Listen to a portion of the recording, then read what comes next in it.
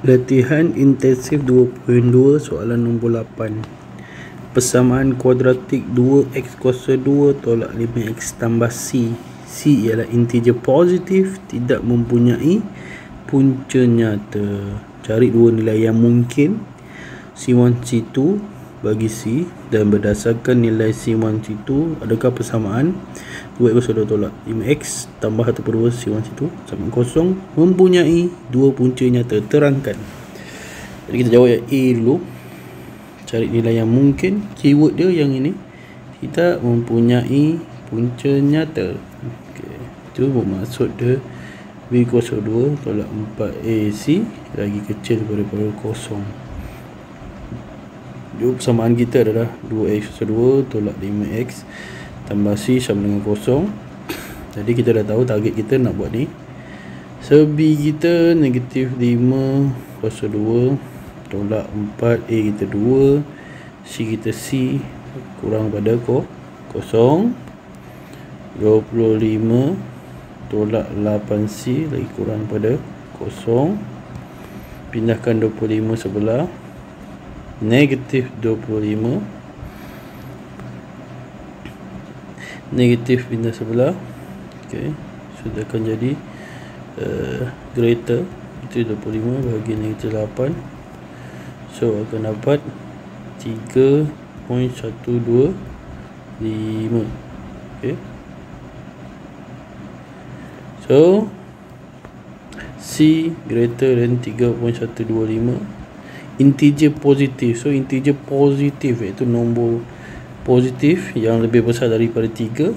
Jadi kita boleh assume C1 sebagai 4, C2 sebagai 5. Next B, kita akan tengok dia nak 2x kuasa 2 tolak 5x tambah 1/2 bracket C1 kita 4 tambah 5 lagi kecil daripada sama dengan kosong. Okay.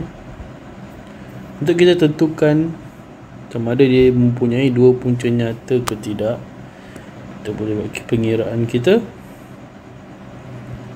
B kuasa 2 tolak 4, A kita 2, C kita 4 tambah 5 9/2 kosong.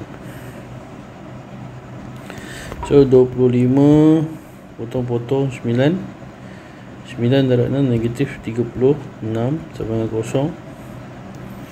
Negatif 25 tolak 36 akan dapat sama dengan kosong. Kan yang ini tak sama kosong, dia tak ada sama kosong. Minta maaf. Kita hanya perlu buat B kuasa 2 tolak 4AC sahaja. Jangan samakan jangan buat kesilapan yang saya buat. Jadi kita akan dapat 11, negatif 11. So maknanya kita dapat B kuasa 2 tolak 4AC adalah negatif 11. Bila negatif 11 ni dia less than kosong. Okay, less than kosong. S ni greater than kosong, less than kosong. Bila kurang daripada kosong, maknanya dia tidak mempunyai dua punca nyata. Alright, sebab B squared minus 4AC lagi kecil daripada kosong. So ingat jangan buat kesilapan yang saya buat ni, sebagai panduan awak semua ni. Jangan equalkan, sebab dia tak cakap pun, dia nak tentukan tu. Bila tentukan, kita just buat B squared minus 4AC saja, tak ada samakan dengan apa-apa. Okay, right, semoga bermanfaat.